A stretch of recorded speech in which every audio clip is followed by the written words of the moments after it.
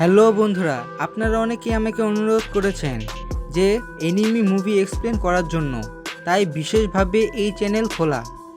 আশা করি আপনারা শুরু থেকে শেষ পর্যন্ত এই এক্সপ্লেন মুভিটি দেখবেন। আজকে যেই মুভিটি এক্সপ্লেন করতে যাচ্ছি সেই মুভির নাম হচ্ছে হোতারু। চলুন শুরু করা যাক। 8 বছরের ছোট মেয়ে হোতারু গ্রীষ্মের ছুটি কাটাতে তার দাদার গ্রামে আসে। গ্রামের চারপাশে সবুজ বনভূমি, নদী আর পাহাড় হোতারুর কাছে এক নতুন রহস্যময় পৃথিবী।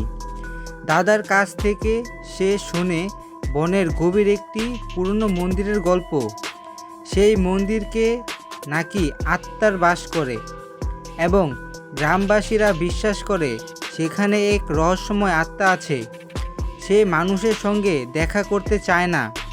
হোতারুর কৌতূহল বাড়াতে থাকে আর একদিন সে সিদ্ধান্ত নেয় বনের সেই গভীর জায়গাটি দেখবে।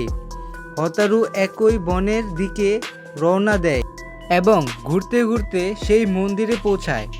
হঠাৎ সেখানে তার সামনে একটি রহস্যময় ছেলের আবির্ভাব ঘটে, যার নাম জিন। জিন তাকে সাবধান করে যেন সে তার থেকে দূরে থাকে, কারণ সে মানুষ নয়। জিনের মতে যদি কেউ তাকে স্পর্শ করে তাকে সে চিরন্তনভাবে হারিয়ে যাবে। কিন্তু হোতারু প্রতিদিন বিকেলে জিনের সঙ্গে দেখা করতে আসতে থাকে।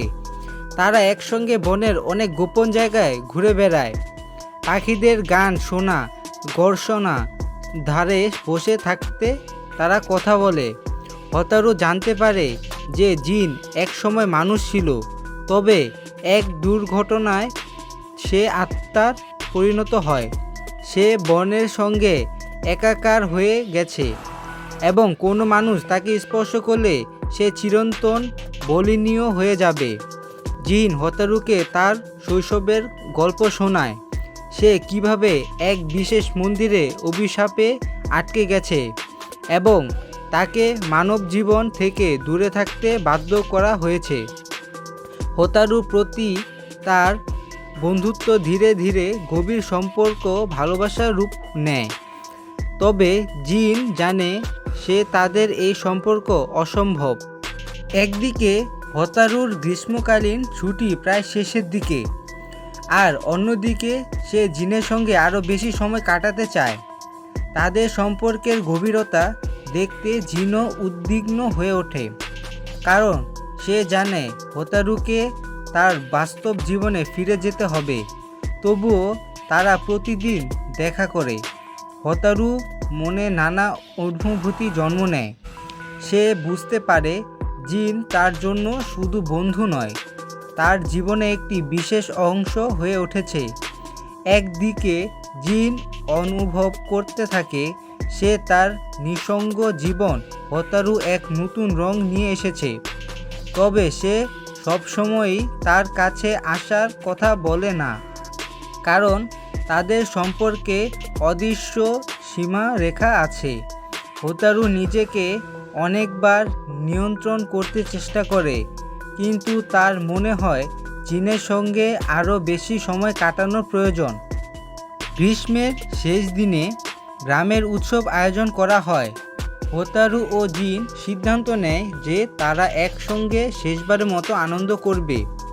হোতারু বিভিন্ন মজার খেলার অংশ নেয় আর জিন তাকে দেখে মুগ্ধ হয়, তবে এক সময় হোতারু হোঁচট খেয়ে পড়ে এবং জিন তাকে ধরে ফেলে। তারা একে অপরকে ছুঁয়ে বুঝতে পারে যে এই বিদায় চিরন্তরে। জিন ধীরে ধীরে আলো কণায় পরিণত হয়ে বাতাস মিলিয়ে যায়। হোতারু কাঁদতে থাকে, কিন্তু সে বুঝতে পারে যে জিন তাকে চিরকাল ভালোবেসে গেছে। সেই অনুভূতি তার জন্য এক অমর স্মৃতি মতো রয়ে যায়। হোতারু গ্রামে ফিরে আসার প্রতিজ্ঞা করে। প্রতি গ্রীষ্মে সে জিনের স্মৃতিতে এই গ্রামে ফিরে আসে। সে মনে করে বনের প্রতিটি গাছপালা আর বাতাসের স্রোতে যেন জিনের অস্তিত্ব মিশে আছে। জিন তাকে হয়তো আর দেখতে পারবে না, কিন্তু হোতারু জানে যে তার মনের গভীরে জিনের স্মৃতি চিরকাল থেকে যাবে। বন্ধুরা, এই গল্পটি হচ্ছে একটি স্যাড গল্প। এটা খুবই কষ্টজনক গল্প। বন্ধুরা, এই গল্পটি যদি ভালো লেগে থাকে তাহলে কমেন্টে বলো, এবং পরবর্তী তোমরা কোন অ্যানিমে মুভি এক্সপ্লেন শুনতে চাও সেটাও কমেন্টে বলো। আর এরকম সুন্দর সুন্দর অ্যানিমে মুভি পাওয়ার জন্য এবং দেখার জন্য চ্যানেলটাকে লাইক এবং সাবস্ক্রাইব করে দাও।